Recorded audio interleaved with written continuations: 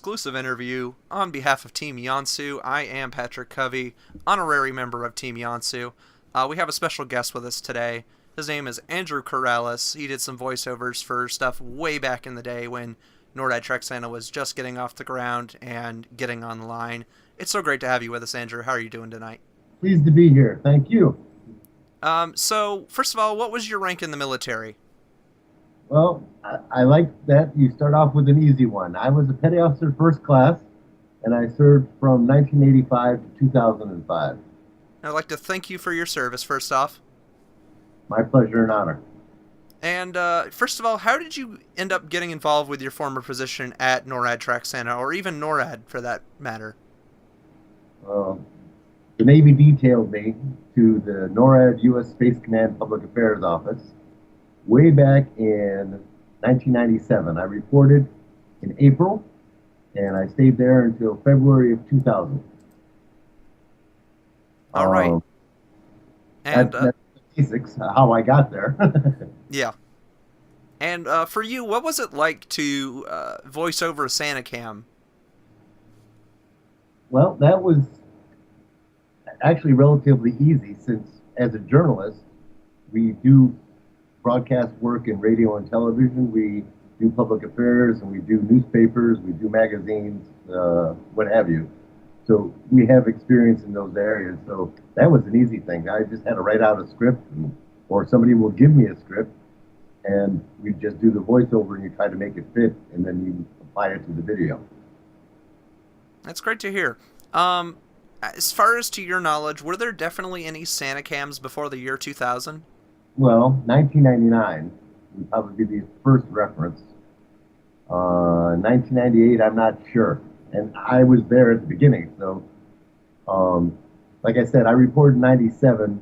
We talked about doing something special. We were just bringing the unclassified, or what we call the NIPRNet, the non-classified Internet Protocol Router Network, up online for both NORAD and U.S. Space Command. And then, of course, we had the classified version as well. But I had to deal with the unclassified side of the house, dealing with the public through the Public Affairs Office.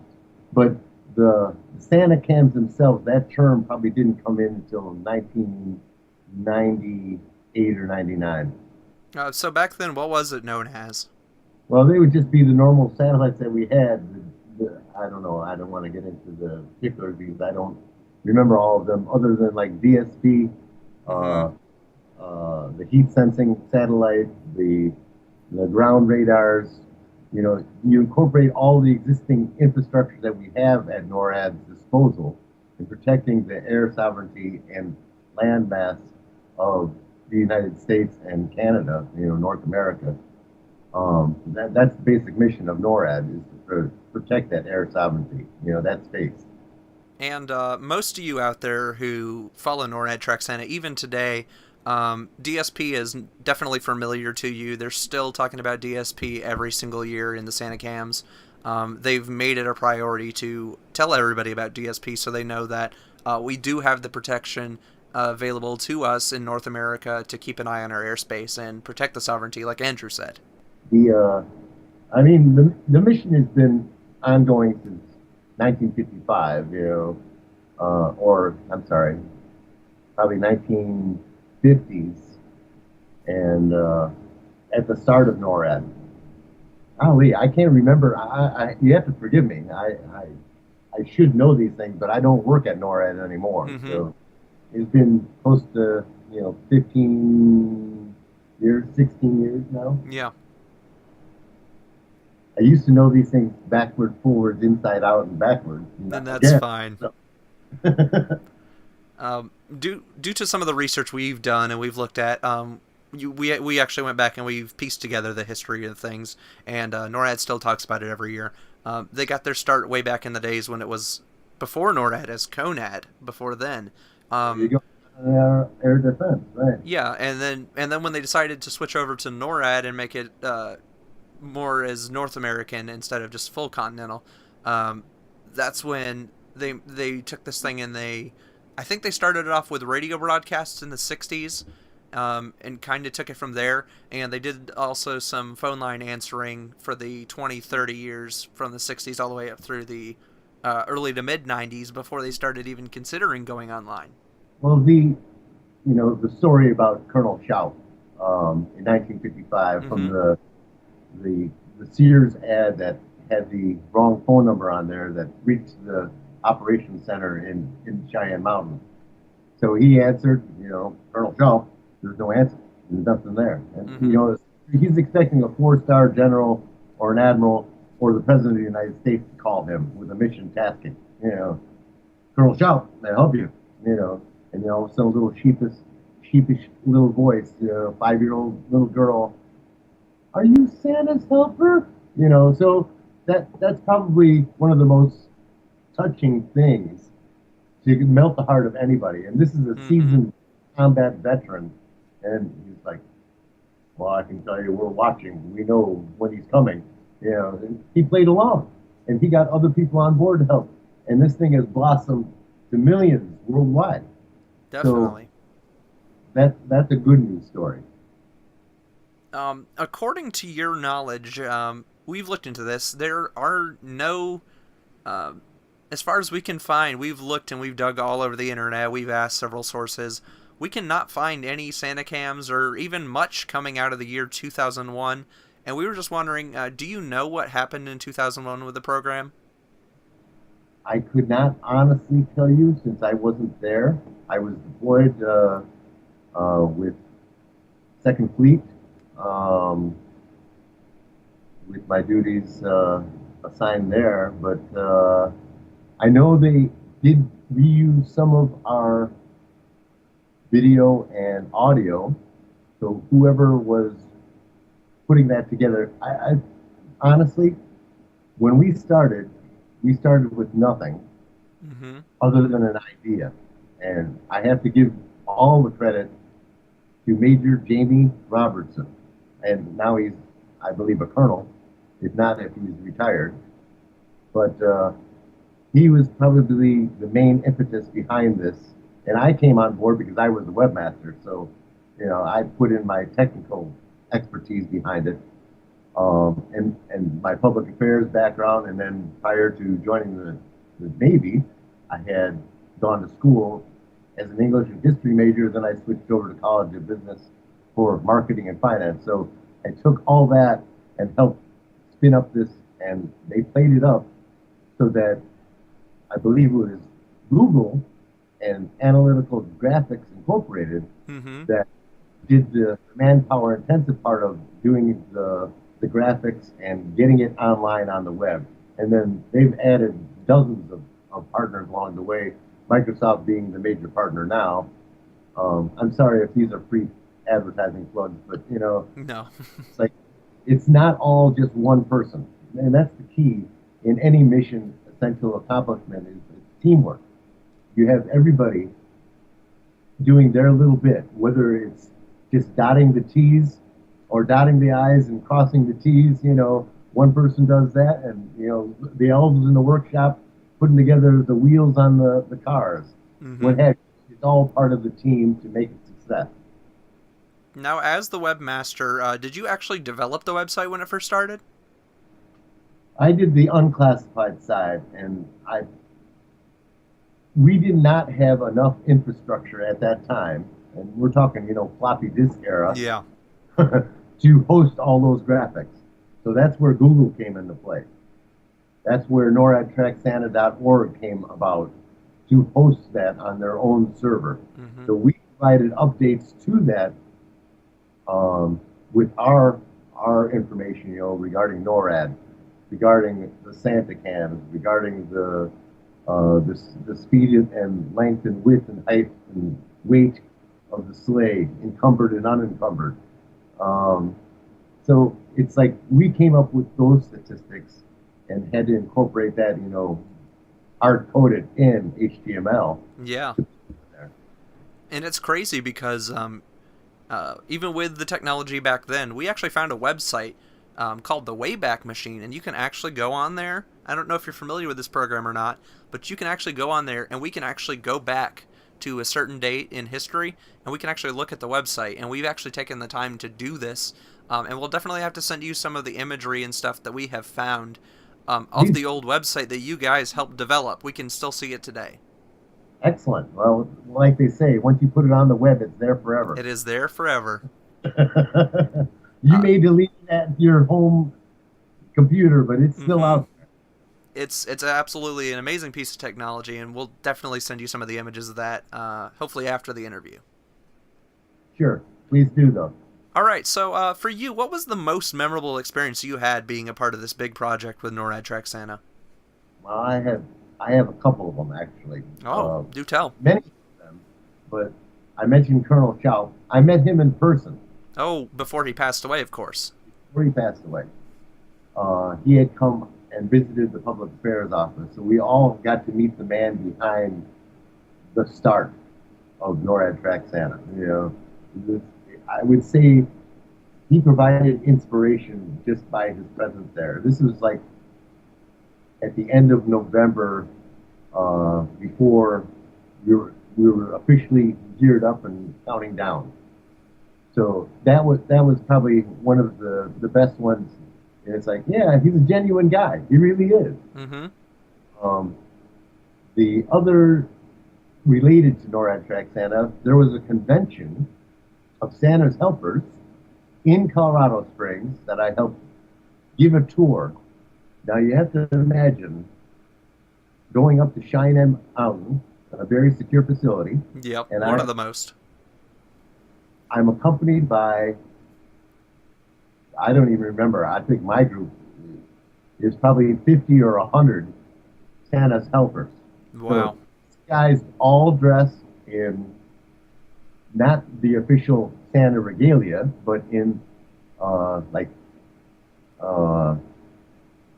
what's the like farmers overalls, okay? Mm-hmm. But they're Christmas motif and colorful shirts and big white flowing beards and long gray or white hair, and it's like these guys were all jolly, lovable fellows. They really truly embodied the spirit of Christmas. And the third one would have to be sitting in the office on Christmas Eve answering the phone. So, in addition to the phone bank we have in Cheyenne Mountain to answer the calls for NORAD Track Santa, we also took in calls into our public affairs office Mm-hmm. just to receive some of the load. I mean, even today, they take thousands upon thousands of calls.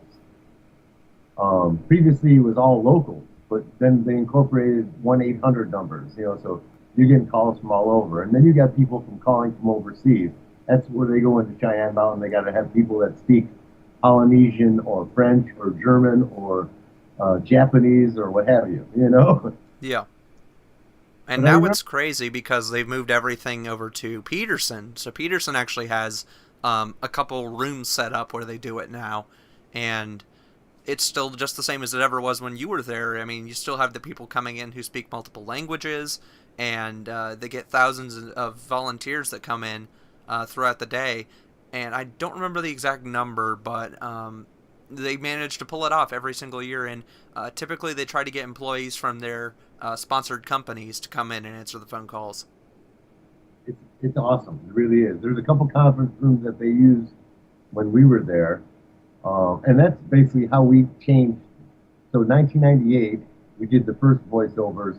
And then I believe in 1999, we incorporated multiple languages. Mm-hmm. So we had foreign translators, the same script, but they would put it, you'd click on a different language when you entered the NORAD Track Santa website.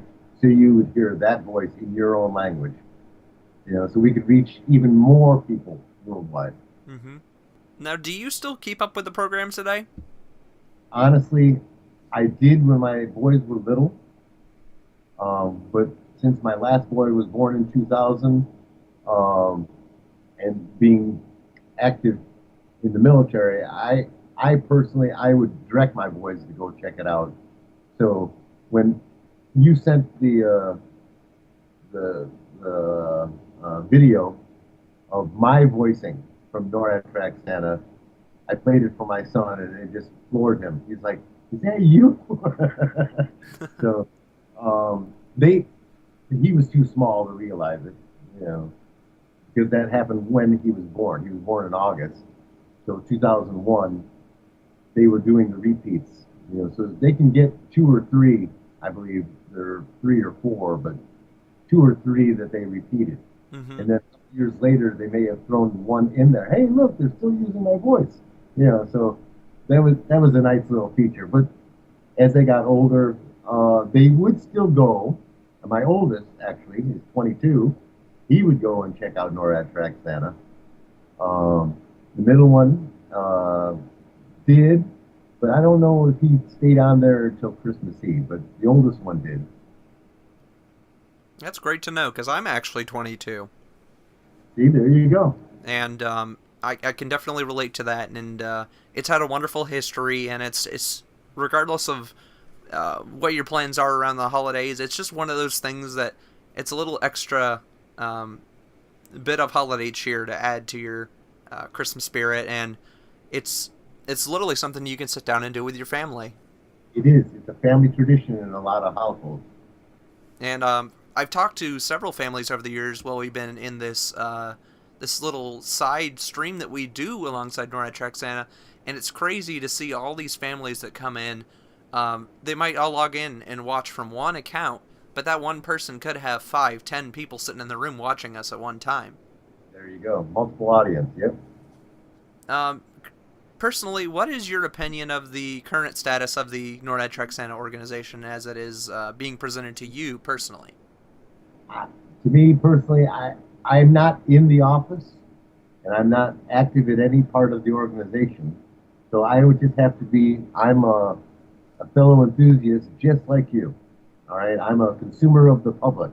So I would go to the website and you know, as the organization is run, I have no coals in the fire, so to speak. You know, Mm-hmm. if I was back at NORAD, then I would probably have something more worthy to say. That's good to see your perspective has changed over the years as you've grown with this program. You went from helping to start this program, and now you've kind of turned around and say, I really enjoyed doing my time here, but now I can go back and enjoy the work that I helped start and just take it in as if I'm just a normal person again. It is. It's a sense of ownership when you're there working on it, and a sense of pride. And I still have that, you know, like in the Navy, when you're the first crew that mans the ship, you know, you're a plank owner. Mm-hmm. So, in essence, we were the plank owners of it appearing on the web, and we will always have that heritage. But it's not our baby anymore. It's sort of like our baby has grown and moved out of the house. Mm-hmm.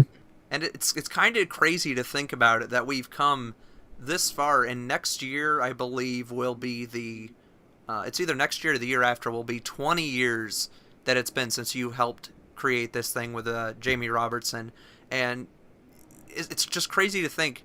Where would you think you would have been in a how would we say this? How would you think about this if you were sitting in 1997, 1998 thinking, I helped start this program, maybe it'll be around in 20 years? I would have never imagined that. I thought this was, honestly, this is honest now. I thought this was a nice one-time deal, and then when it was so receptive, so well received. The Colorado Gazette, if I remember correctly, that's probably the following year, praised. You know, there was a good write-up, and everywhere. I mean, on CNN, on headline news, they would take those Santa updates and put them on there, and you're like, wow, this is worldwide. Yeah. So I could have never imagined if I went back to like reporting aboard in 1997, what I would be doing and what kind of accomplishments, what I would have a hand in helping. I could have never imagined all the things that occurred during my stay there. Yeah, it's absolutely crazy. I remember watching a PBS special. I think it was 2 years ago. It might have been last year. It's about the history of Colorado, and they actually included NORAD Track Santa as part of the history of Colorado because it has been just so well received. It was a wonderful special. I think it's on YouTube. You can pull it up and search up like PBS Colorado history or something like that, and Wow. anybody can find this video. And it's crazy to see that.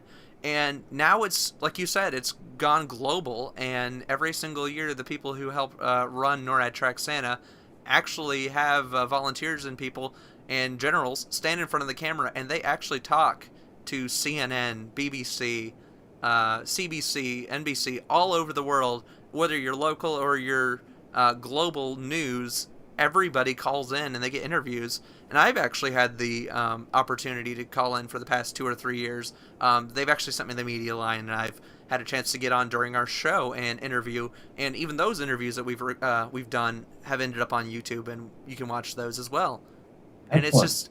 just it's a great achievement to see how far that, like you said, you might start a website or a program and it might be small, but you never imagine how far it could last, or how it's received, just because of the way the internet is. And I think the reason why it's stayed this long is because you guys helped birth this amazing program right in this period where the internet was really starting to kick off and get crazy and become like this global phenomenon just by the internet itself. Yeah, the internet and the boom that occurred after that. It's nice to ride that first wave, and nice to see that the waves are still going. Mm-hmm. It's actually sort of synonymous with a tsunami. It's a wave. It comes from a trembler underneath, just a little shakeup, but the ripples that happen all the way across the globe is amazing. It's great, Thanks. and I mean, Devastating, like a tsunami, though. yeah, not devastating at all.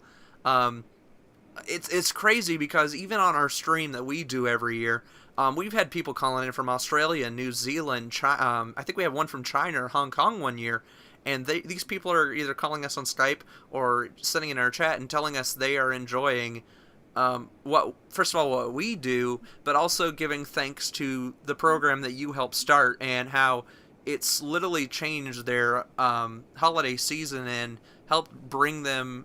They might not be in a situation where they can celebrate the holidays they might have celebrated in the past with their families or something. There might be some sort of obstacle going on, and it's great for them to be able to sit down and take pride in something that you helped start and get something back out of that. There is always that constant pride in doing your best and seeing that it's still the fruit of your labor is still blooming and growing, and existing. That is self gratification right there. I don't need any praise. I don't ask for any praise. I just did my job while I was there, and I enjoy it just like you all do. Now, in coming to enjoy things, of course, there's some things that maybe you look back on and you're like, maybe I could have done that a little bit better. What would you have changed about that if you could go back either to 97 or shortly before you left with the program? What were some changes you think you could have done to better the program? If I had been internet savvy before reporting on board, I had no idea that I would become webmaster. I thought I was just going to a public affairs job. Mm-hmm. So I was prepared for either broadcasting or prepared for doing a newspaper, newsletter, magazine, or typical public affairs functions, which I have done already at that point in my career and what I had trained for in the Navy. So being thrown into the internet realm and say, hey, you're going to be our new webmaster. Okay, what does that mean? You're sort of blindsided. You weren't like studying for that. You didn't prepare for it. So, I mean, what we used, honestly, was Microsoft Front Page, and that's how we got our web presence. And then I learned that I needed to fine tune that. So I took a quick HTML course. I believe it was in Denver for like a week or two, and I learned how to code in HTML so I could make those changes necessary to make it look a little better. So if I had been smart ahead of time, so schooling is important, being prepared and to be best prepared. So having more information ahead of time.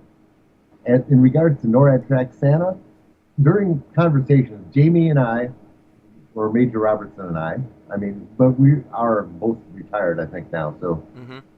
we would sit and we'd have coffee and we'd talk, about different things. We may talk about starting a coffee shop because we love coffee, or we talk about the holidays and what it means to us, or what we did on deployment overseas, and how the holidays brings us together. So I think that may have been the start of that. Let's do something around the holidays and Hmm. tying Canada and U.S. together in NORAD in that relationship to have it blossom into NORAD Track Santa and blossom even further out on the web. First it started with still photos and voices, you know, and then you might have a slide change for emotion, and then you incorporate video the next year, and then you incorporate foreign languages, and then you have worldwide presence and millions of people coming from all over the world. Because Santa, Father Christmas, Kris Kringle, whatever you want to call him, he's universal.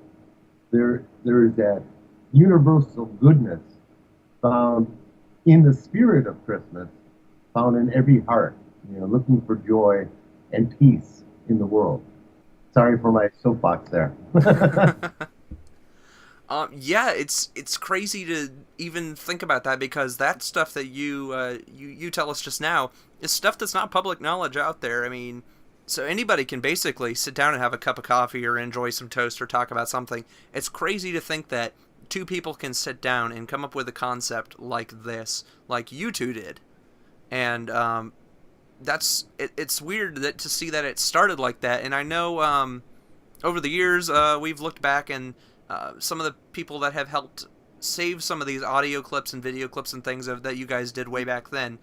We've listened to interviews from Major Robertson and heard what he's talked about with starting the program, but I don't think he ever mentioned anything about you two talking over coffee, and that's something we'll definitely have to hold on to and remember for you guys. Um, It was a daily occurrence because my chair was directly opposite his chair. uh huh. The first thing in the morning, I'm an avid coffee drinker, and so is he. And we're both military guys. And then behind us are two civilians, one male, Scott, and I think her name was Rachel. This is like 15, 20 years ago. So I'm trying to remember people's names all this time. Oh, and there was Harry as well. He was an Air Force guy. So that was our area. And then on the other side of the cubicle were Air Force, Army, a Navy commander, another civilian that was the secretary, and then the colonel that ran the whole office was in his own office off to the side. So we had our little cubby hole, but Major Robertson and I would come in early. The civilians would come in a little bit later, typically. You know, it's a sense of duty, and we want to sit and relax. This is our time that we can answer the emails. You don't have all the phone calls coming in. We can gear up for the morning meeting. You know, so this is our time to sit and chat and what's going on. Have kids. We're talking about babies. Our wives, what have you. And it's like just shooting the stuff. Yeah, for then it was basically just a normal job, normal day for you guys. Brainstorm. Put two minds together and you come up with a brainstorm. Yeah, that's crazy. That two people can sit down and figure out anything just about. Well, two is better than one. Three, Definitely. four, sometimes five. You get everybody together to throw in their 2 cents worth, ping ideas off each other. And in the typical relationship, you throw ideas out there and not discount any of them right from the beginning, but Hmm. to let them fall where they are, and then you can clean it up later. Just so you have an open source of ideas. Exactly, and it's. Do you remember exactly how you took the Colonel Shoup idea and tried to bring it online? Was it like this program had been going on like every year, and you guys were just trying to figure out how to expand it, or was this something that had been kind of going downhill for a little while? And I mean, I wouldn't say they asked, but they thought, you know what, maybe we could bring this back and expand this. Well, I know the current regime that was in charge there may have said, let's do something with this web thing, okay? So they may have tasked Major Robertson, and then he and I talking, how can we do that? Honestly, it wasn't like we just came up with this idea and we want to sell it to the command. I think the command came up with the idea, let's do something with this that'll make this better. How can we employ this new technology? So, beyond our telephones that we've been doing for the last 40 years, let's let's incorporate the new technology and use the web. What can we do? What can we harvest off the web, make it even better? Mm-hmm. You know, And that's something the and military's always been about, is trying inno- to improve and make things better. innovation. That's it. Personally, for you, did you meet or exceed expectations for the new online service that you helped start in the late 90s? I think I was blown away. The first year, that was nice. That was just a pat on the back. Hey, you got it online. All right. Now, how do we make this better? So it's a constant ideas of how to improve it. How can we put this in there? How do we incorporate the space catalog, which I had to do anyway. So I said, why don't we put this online? So it's another service we can provide to people.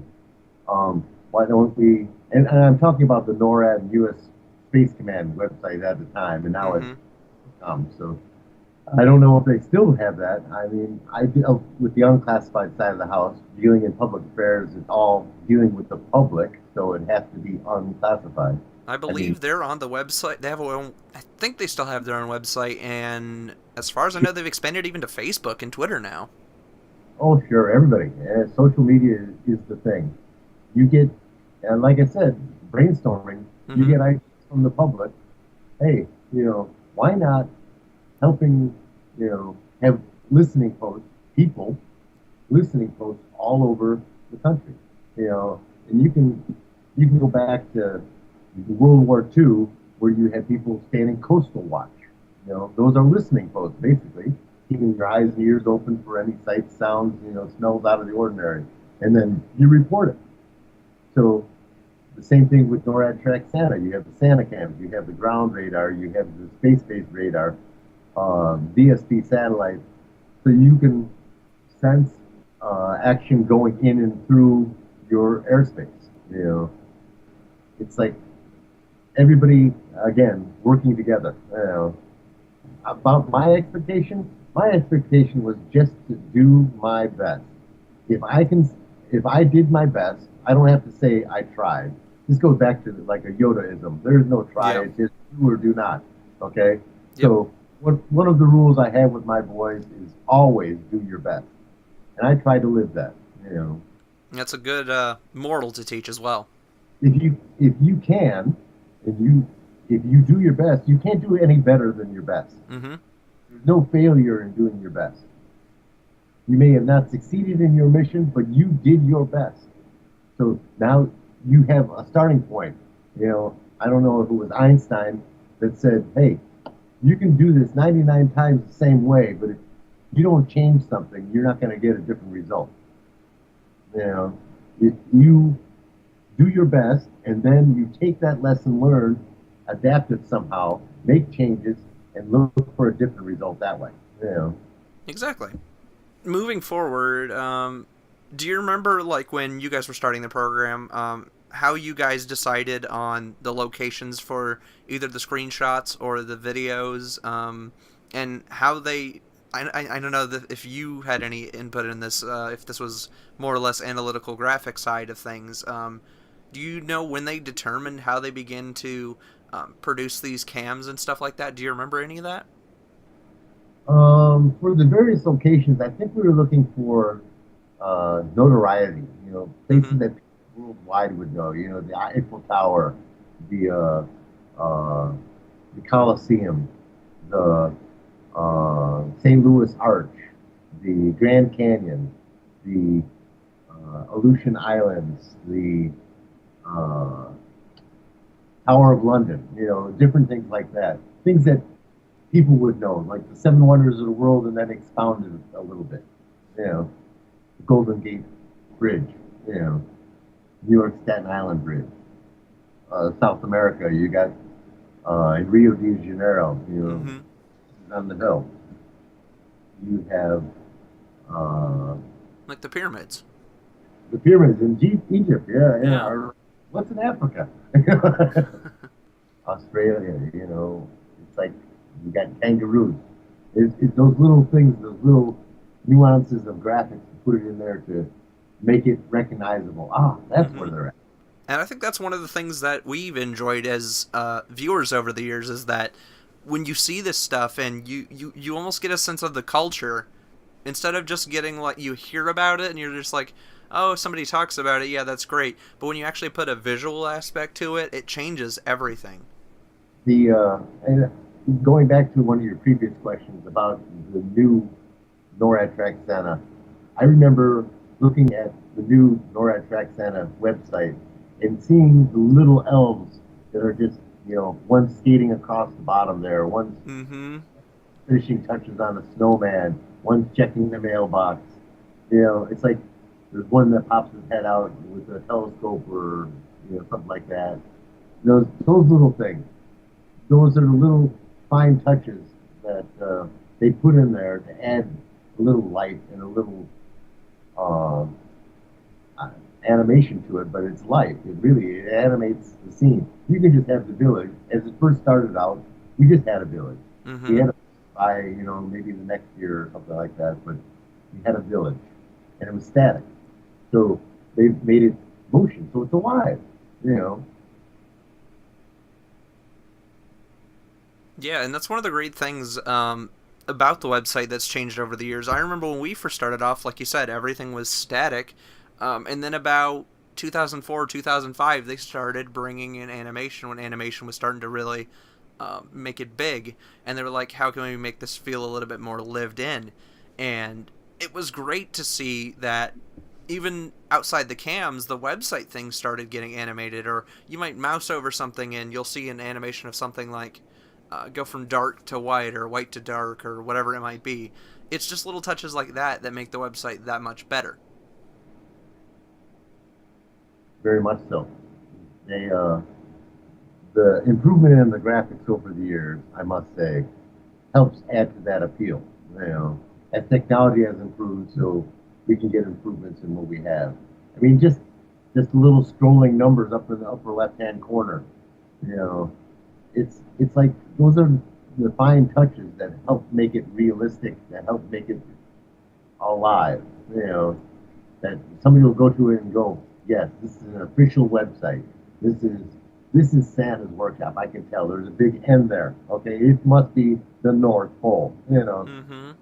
And we got people from ages of 2 to 92, that are going on here. So, and it's universal.